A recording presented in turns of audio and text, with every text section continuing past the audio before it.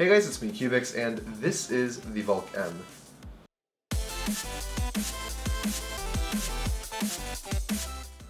Full disclosure before we begin, I did actually pay for this cube, but I had a 20% discount. So this is somewhere between a test product as well as one that I just purchased myself. Secondly, and this is pretty important, I don't own a regular Valk, nor have I tried one before. And so when I do unbox this cube and I show you my first impressions, in the event that this cube is really good, I don't want you guys to think that this cube is so much better than the regular Valk, because I personally would have no idea. So with those things out of the way, we can go back to a first-person view. The reason I didn't show you guys the full unboxing, including opening this package, was because I got a little bit worried. I saw that it was being shipped to Ryan Peterson, and my name was also spelled incorrectly, so I didn't really know what that was all about, so I had to open it just to make sure that everything was fine.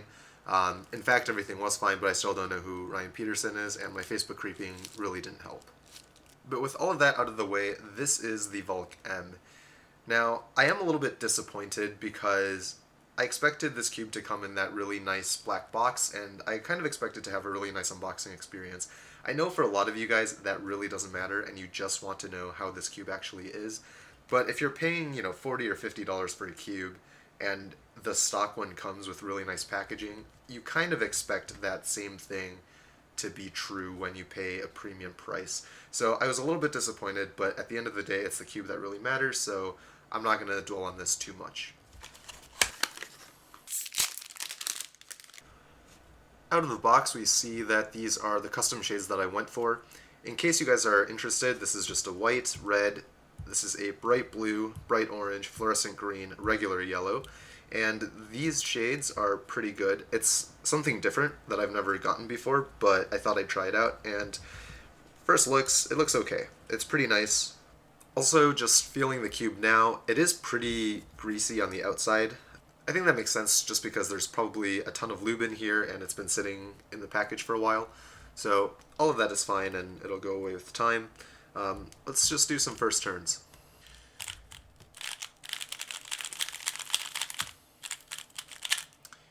That is super gummy. Yeah, maybe you can actually see the lube just off the reflection of off the black pieces here. Something I am noticing as I'm turning this cube and using it is that the tensions on this are absolutely perfect.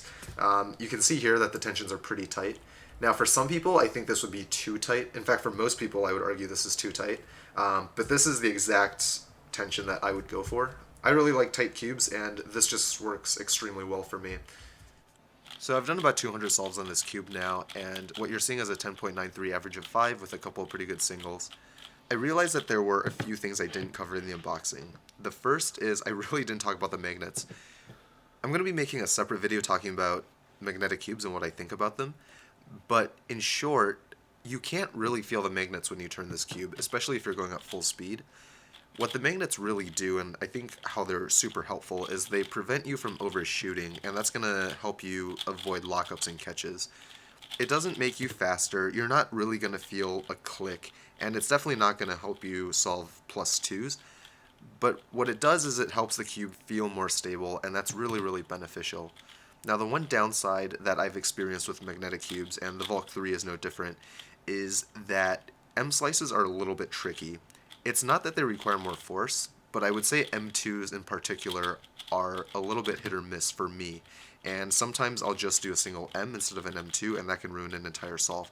So I didn't show that in this video, but I actually had a couple H-perms and Z-perms, which resulted in DNFs because I just did the wrong number of M slices. I also didn't really talk about the feel of the cube.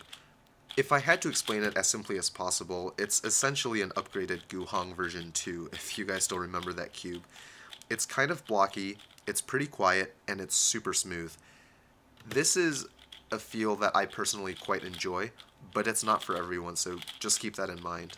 And the last thing I didn't really talk about was something I didn't even notice until I started solving, and that's actually the size of the cube. It's a couple millimeters smaller than the standard 57mm size, and it is noticeable when you start solving. For me personally, I'm super used to the standard size, and so this does feel very small for me, but if you're in the market for something a little bit smaller, then this might be the cube for you.